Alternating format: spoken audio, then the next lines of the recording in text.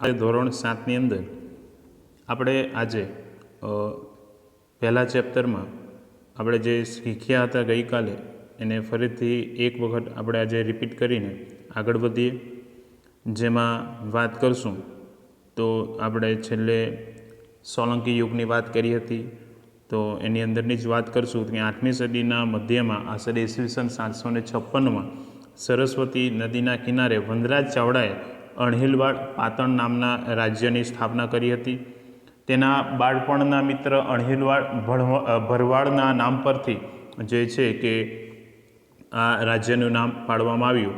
ગુજરાતમાં તે સમય દરમિયાન સૌરાષ્ટ્ર અને કચ્છમાં ચાવડા વંશનું શાસન હતું, જેમાં વધવાણ, દીવ, ઓખાબન્નડ, પાટગઢ, ભદ્રાવતી જેવાનો સમાવેશ થાય છે.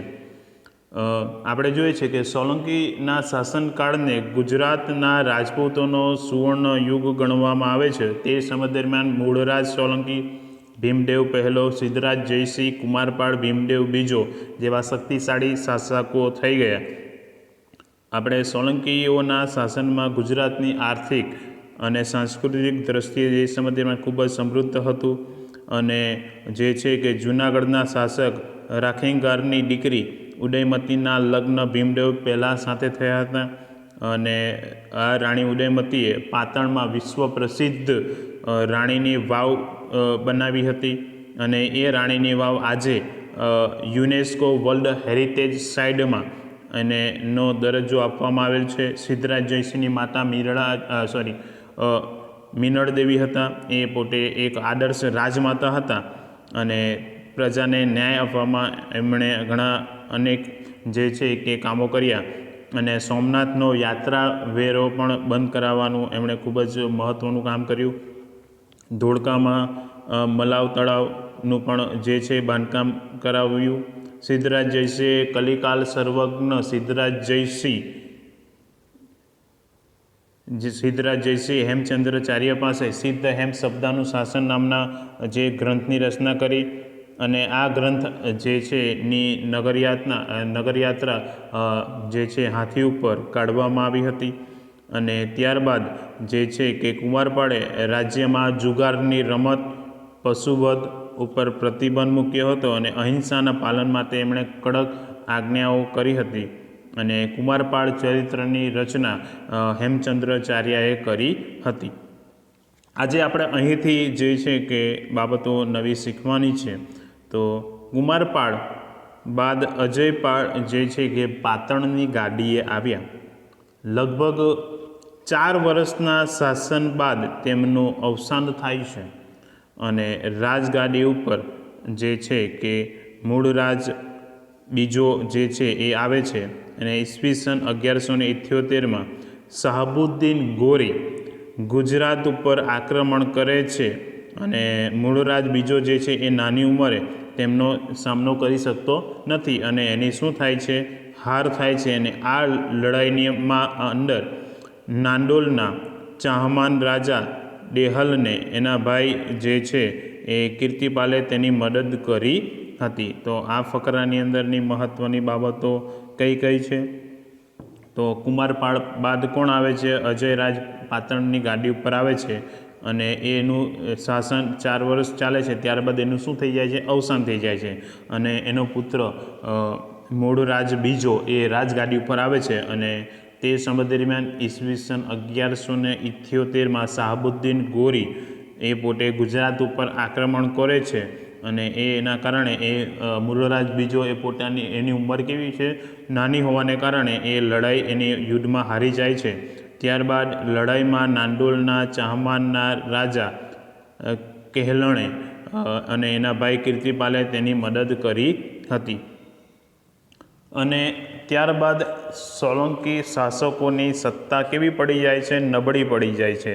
અને એ સત્તા નબળી પડવાને કારણે જે છે કે ગુજરાતની ગાદી ઉપર વાઘેલા વંશનું શાસન આવે છે.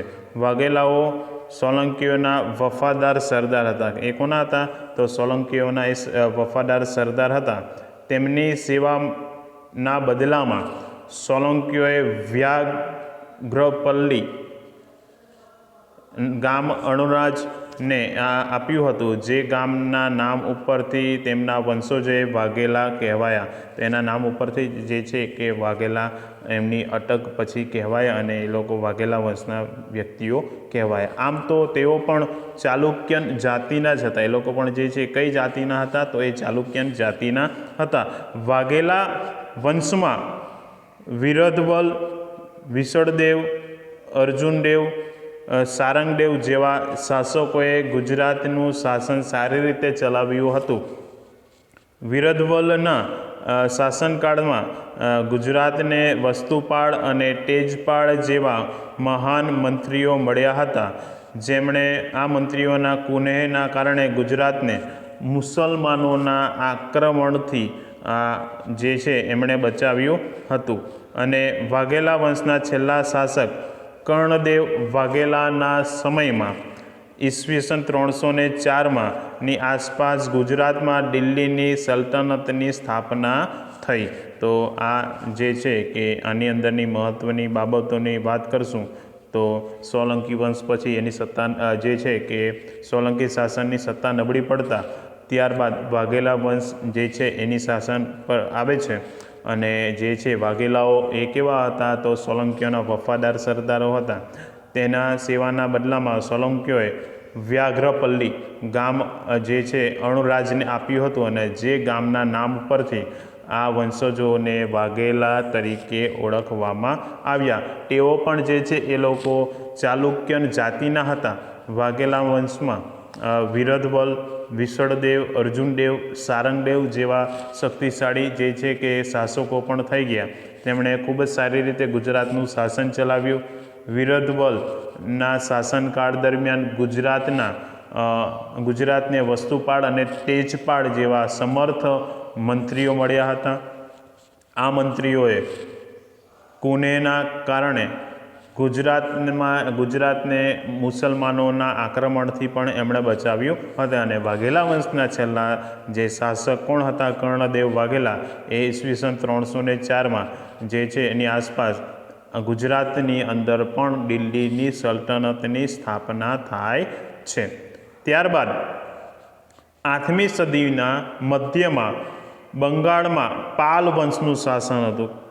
આપણે જે છે તો વાત કરશું તો આપણે બંગાળના પાલ વંશનું શાસન એ 8મી સદીના મધ્ય ભાગમાં હતું. આ વંશના સ્થાપક અને તેના વંશજોના નામ પરથી પાલ શબ્દના પાછળના ભાગમાં આવતો હોવાથી આ વંશને બંગાળનો પાલ વંશ પણ કહેવામાં આવે છે. અને આ વંશનો સ્થાપક કોણ હતો? તો ગોપાલ જે નામનો રાજવી હતો. ઈસવીસન 750 અને 770 એનો એ સમયગાળો છે. અને પાલ વંશના પતન બાદ ઈસવીસન 1095 સેન વંશની સ્થાપના થઈ. અને આ વંશમાં વિજયસેન પ્રથમ નોંધપાત્ર રાજા હતા. તેના પુત્ર બલ્લાલ સેને દાનસાગર અને અદ્ભુત સાગર નામના ગ્રંથોની શું કરી? રચના કરી. તો આની અંદર જે છે કે બંગાળને લગતી કેટલીક માહિતી છે. તો એ માહિતીની અંદર તે સમય દરમિયાન કયા કયા જે છે કે બંગાળમાં કયા કયા રાજપૂત શાસકો થઈ ગયા તો એને લગતી માહિતી છે. તો એને આપણે ફરીથી સમજી લઈએ કે 8મી સદીના મધ્યમાં બંગાળમાં પાલ વંશનું શાસન હતું. અને આ વંશના સ્થાપકો ના વંશજોના નામ ઉપરથી પાલ શબ્દ ના ભાગ આ પાછળના ભાગે આવતો હોવાથી એ લોકોને પાલ વંશના કહેવાયા. આ વંશના સ્થાપક ગોપાલ નામનો રાજવી હતો. અને પાલ વંશના પતન બાદ એ ઈસવીસન 1095 સેન વંશની શું થાય છે? સ્થાપના થાય છે.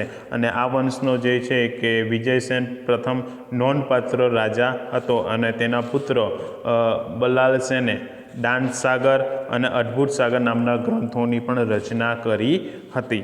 ત્યારબાદ નો ટોપિકને આપણે જોઈશું તો કર્ણદેવ વાઘેલા પાસેથી ગુજરાત જીતી લીધા પછી દિલ્હીના સુલતાન નાઝિમોની નિમણૂક કરતા, એટલે કે સુબા તરીકે એની નિમણૂક કરવામાં આવે છે, જે રાજ્યનો વહીવટ થતો હતો. અને ઈસવીસન 1460 મુઝફ્ફર શાહના નામ ધારણ કરી એ સુલતાન બન્યો. અને આ વંશમાં જે છે કે 14 સુલતાનો થઈ ગયા, જેમાં અહમદ શાહ, મહમ્મદ બેગડો, બહાદુર શાહ જેવા સુલતાનોનો સમાવેશ થાય છે. અને 17મી સદીમાં ગુજરાતમાં મુગલ શાસનની શરૂઆત થતાં સલ્તનત કાળનો અંત આવે છે.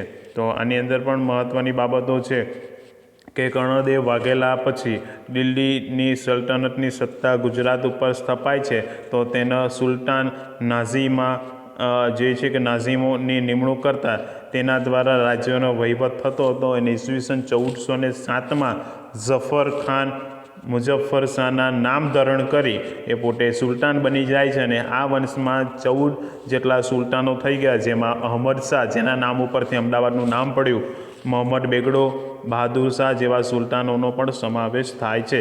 અને 17મી સદીમાં ગુજરાતમાં કોનું શાસન આવે છે? તો એ મુગલ શાસનની શરૂઆત થાય છે અને સલ્તનત કાળનો અંત આવે છે. તો આજે આપણે અહીં સુધીનું આપણે ટૉપિક ભણીશું.